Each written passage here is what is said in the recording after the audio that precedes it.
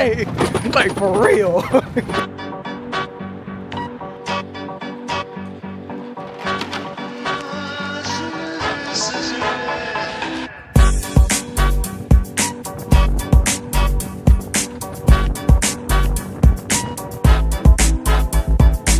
Whoa.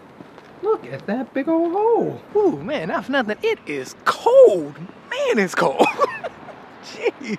It was, I mean, it's a bit sunny, but dang, it's cold. Anyway, the kids are dropped off at school, and it's just been an amazing morning. So, how y'all doing? Like, I hope you guys are doing well. Hope you guys had a great Monday. Hope if you didn't watch the vlog yesterday, I thought I was good because it was my birthday. And yeah, just hope you guys had a great Monday. And now let's get into today's cold and freaking windy vlog. Man, it's cold. Like, I still can't believe how cold it is.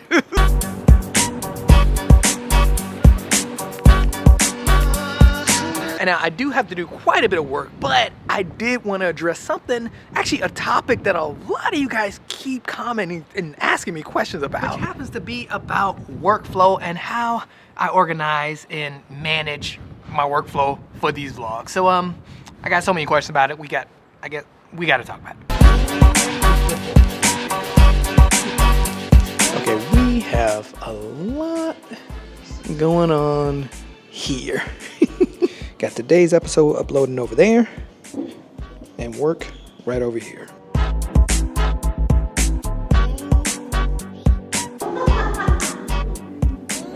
Get you guys fixed up a bit. And I do have to say this, I do have to preference that this is just my workflow. This just works for me, your boy Sky Money. But y'all know we on that Wi-Fi, and y'all gonna find out anyway because y'all some ninja bosses, so why not share the wealth?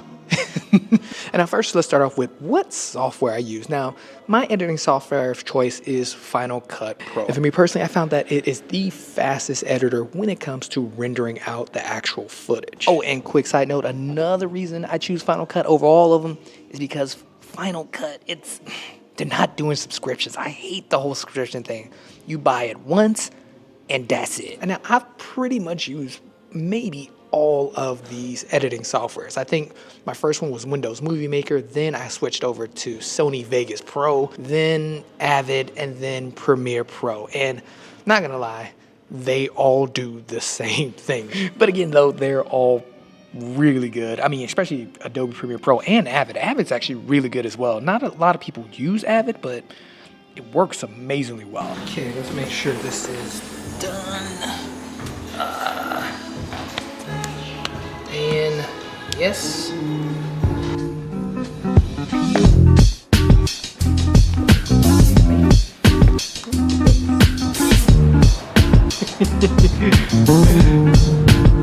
Ooh, it's cold.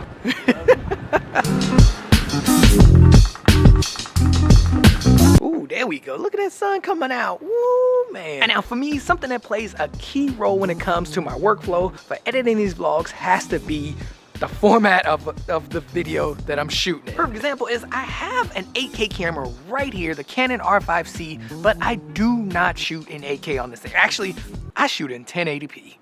I mean, and the reason for that is simply, I mean, the file sizes are just way too big and a little bit taxing on the machine. And now I don't shoot in 1080p for all of my cameras though. Any action camera, I'll always shoot in 4K because the sensor size is just not there. Even with the Pocket 3, I still shoot in 4K. And now quick side tip, even though I shoot in 1080p with these bigger cameras, I always export out the footage and the sequence in 4K. It works. And now that we got that out of the way, the next thing you want to do is basically organize all the footage that you shot. And the way I do this is I have a folder template that I always use, and it's always on deck. Within that folder, there'll be other folders labeled all the different cameras that I usually use or I might use. And since this is just a template, within those folders, there is nothing in these folders. So what I will do is I will copy the main folder and then paste it and then rename it to 302 vlog blah blah blah. And the reason this is so important is because of the time. You save so much time having a folder template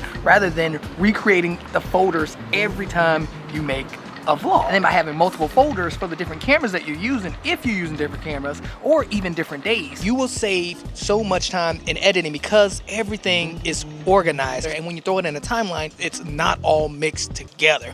And I'm telling you, you're basically doing yourself a favor in the edit. Like, future you will thank you. On quick side note, huge shout out to Jambo23. Thank you so much for the coffee. You are today's coffee sponsor. And Pimpin', if you want to buy me a coffee, don't be shy. The link is down below. Okay, let's get back to the workflow.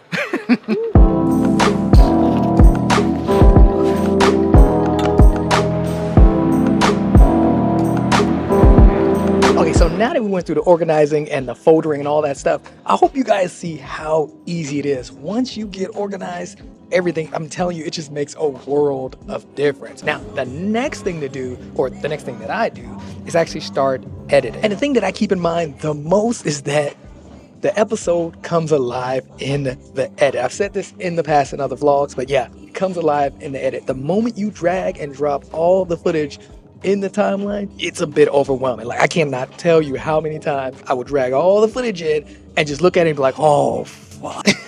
But seriously, don't let that happen. Believe in yourself and know that you can bring this baby alive. And now when you're first starting to edit, something that's great since you organize the footage is if you have footage in each folder. For example, I have footage in my Canon because I shot this on a Canon, and I also have footage in my Pocket 3 folder. So all I have to do is make a new project, and then I can just drag those two folders in and it'll be organized in the editor. Again, this is where being organized comes in. Like, it saves so much time. That way, the footage is not mixed in. I know exactly what I shot on a Pocket 3 and I know exactly what I shot on the Canon. And then what you should do is sort by date and time. That way you'll have the most recent stuff that you shot right at the top, and the end of the vlog should most likely be at the bottom. Then all you gotta do from there is grab the main camera stuff. So everything that was shot on the Canon, I would drag everything from the Canon in the timeline, and I will cut that first because I know what I shot with the Pocket 3 and I know where it goes. And pretty much after adding the Pocket 3 stuff in, I will then have a full rough cut. This is basically what it is. It has the beginning, it has the middle, and it has the end, as well as all the B-roll and stuff that I shot as well. All of that stuff is in. Now I will duplicate the project. I just right click, duplicate project, and then bam, now I have a second one that looks identical. This way I can cut away things without being scared of like going back looking for clips. And then from here, I'm gonna go ahead and add my music first. That way I can start cutting to the music. And then usually for me, that's when the episode starts to come up. Like it just like pumps a little bit, and then you can hear that heartbeat because you added certain music at certain spots. I mean, at least for me, that's what happens for me. And so now in the duplicated sequence, after adding the music, I will then work on the actual graphics, meaning like that whole Skyflex thing that I add, that's a graphic. Any text, that's a graphic. Any pictures, that's a graphic. So I add all of that stuff in last, and then on top of that I will then add in a LUT for the footage to make it pop a little bit because it's a little flat. And yeah, my ninjas, that's pretty much the workflow for editing these videos. I broke down the whole system that I use, and again, just saves so much time. So again, get organized and work with systems. I highly recommend it. Like, I'm just Super Saiyan.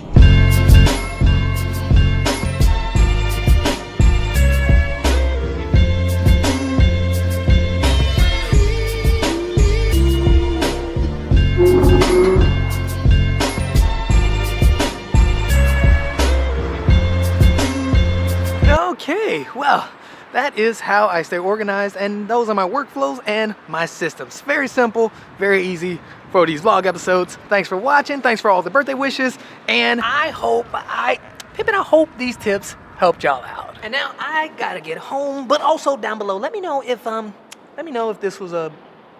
was a boring vlog. And I won't make workflow vlogs ever again. Just let me know.